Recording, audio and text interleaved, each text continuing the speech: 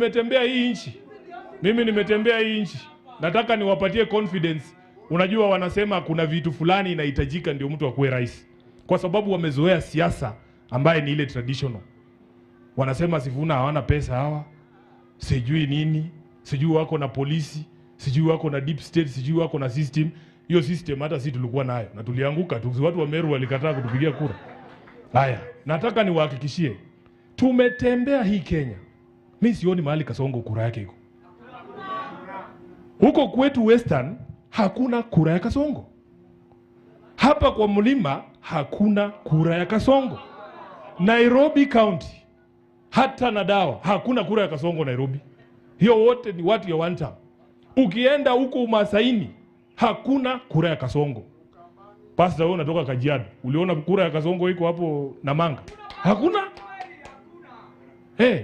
Ukienda North Eastern hakuna kura ya Kasongo. Kwa sababu watu wa North Eastern ni watu wanaamini haki.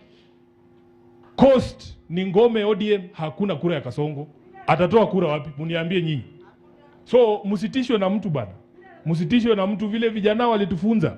Siri ni numbers. Siri ni numbers. Tukioverwhelm huyu jamaa tumpige na kura kama milioni 5.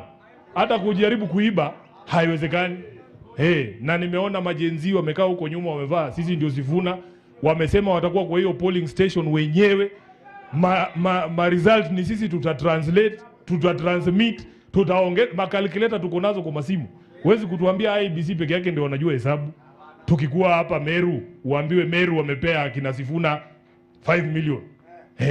Watu wa mlima wamepeana 5 million. Kuongeza 3 million ya Western itakushinda. Ati tungoje commission na atuambie.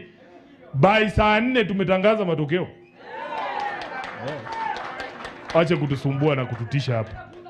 Kwa hivyo sisi tunataka turudishe nchi yetu kwa ile reli ambayo iko katika katiba yetu, kwamba tunaweza kuwa nchi ambayo tunatawaliwa na maadili 5 ama 6 muhimu ambayo iko katika katiba yetu, kwamba